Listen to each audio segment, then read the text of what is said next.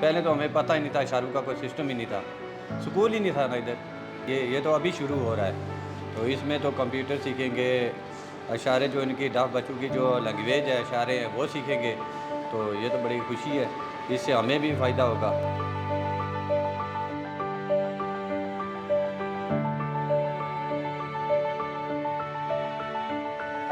तो अल्हम्दुलिल्लाह ये तो बहुत अच्छा है काम है आपका।